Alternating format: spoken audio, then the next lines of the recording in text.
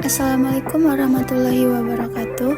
Saya dari kelompok 11 yang beranggotakan M. Rifki Hashim, Raisya Hodria, dan saya sendiri Nabila Angelina Putri. Di video ini kami akan menunjukkan maket dari konstruksi kolam budidaya, mulai dari kolam pemijahan, pendederan, pembesaran, dan lain-lainnya. Di sini kami ada membuat pos penjagaan yang digunakan untuk memantau keamanan area kolam budidaya sebagai kontrol dan juga pemantauan operasional kondisi kolam, termasuk pengecekan sistem aliran air, kesehatan ikan, dan juga kondisi fisik kolam, juga sebagai pusat koordinasi bagi pekerja kolam budidaya dan juga pengendalian akses masuk dan keluarnya area kolam budidaya. Selanjutnya di sini ada kolam pembesaran dengan layout paralel. Fungsi utama kolam pembesaran ini yaitu untuk mendukung pertumbuhan ikan dari benih hingga siap panen dengan menyediakan lingkungan yang optimal, termasuk ruang, pakan, dan juga kualitas air yang baik. Lalu ada pipa dari danau yang terhubung ke bak tandon. Yang ini merupakan kolam atau bak tandonnya, dan ini kolam pembesaran terdiri dari 4 kolam pembesaran.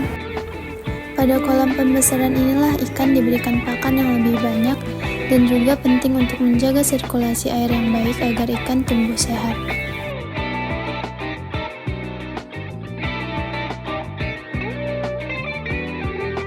Sedangkan pada bagian tandon air sendiri, baik outlet maupun inlet, itu juga berguna untuk mengontrol aliran air masuk dan keluar dari kolam-kolam budidaya. Air yang bersih ini dialirkan melalui inlet, sementara outlet digunakan untuk membuang air kotor ataupun sisa pakan yang sudah tidak dibutuhkan.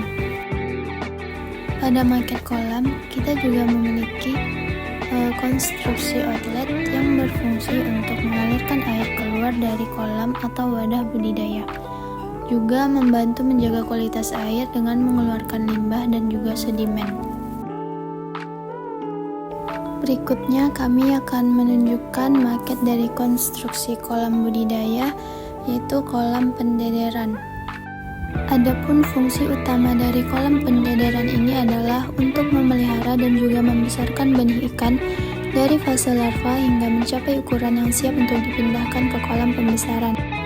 Kolam pendederan yang kami buat ini merupakan kolam pendederan dengan jenis kolam bioflok. Kondisi air dan juga pakan di sini harus dijaga dengan baik agar benih dapat tumbuh optimal. Sementara itu, kita juga membahas pentingnya sistem aliran air di kolam budidaya. Aliran air yang teratur dan bersih sangat penting untuk menjaga kualitas lingkungan perairan di setiap kolam. Lalu selanjutnya ini merupakan kolam pemijahan.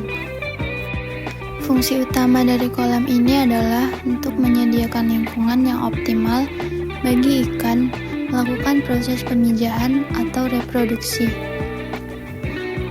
di mana induk ikan bertelur dan pembuahan terjadi. Kolam ini dirancang untuk memastikan keberhasilan perkembangbiakan ikan secara alami. Pada kolam pemijahan ini kami membuat kolam dengan layout seri. Adapun bentuk kolam pemijahan yang kami buat adalah bentuk persegi panjang. Secara singkat, kolam ini berfungsi sebagai tempat indukan ikan berkembang biak, dan disinilah proses perkawinan ikan terjadi.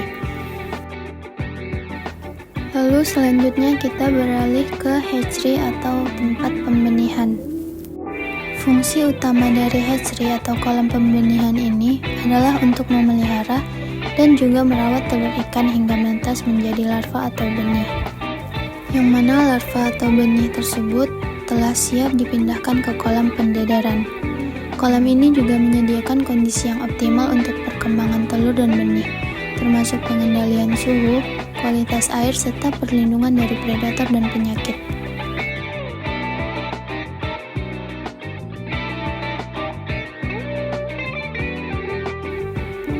Lalu di bagian atas hatchery itu terdapat tempat untuk penetasan telur. Hatchery ini adalah tempat penting untuk menghasilkan benih berkualitas tinggi, yang mana di sini benih dirawat dengan lebih intensif agar pertumbuhan dan kesehatan ikan optimal sebelum dipindahkan ke kolam pendedaran.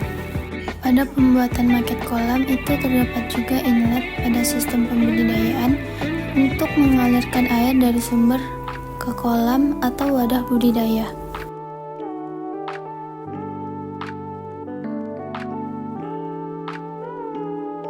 Selanjutnya terdapat kolam pengendapan.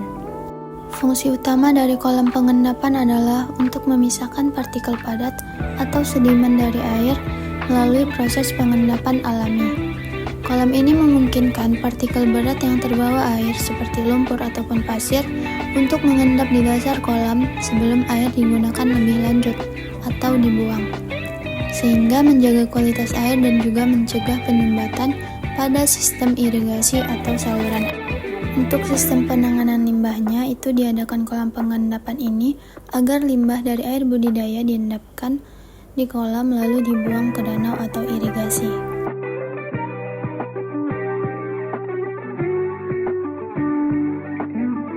Dengan kata lain, kolam pengendapan ini berfungsi atau digunakan sebagai tempat penampungan sementara air sebelum dialirkan ke kolam-kolam lainnya, yang mana di kolam ini partikel-partikel kotoran atau lumpur akan mengendap, sehingga air yang digunakan untuk kolam lainnya lebih bersih dan juga jernih. Baik, itu saja penjelasan mengenai bagian-bagian dari maket kolam beserta fungsinya. Sekian dari saya. Wassalamualaikum warahmatullahi wabarakatuh.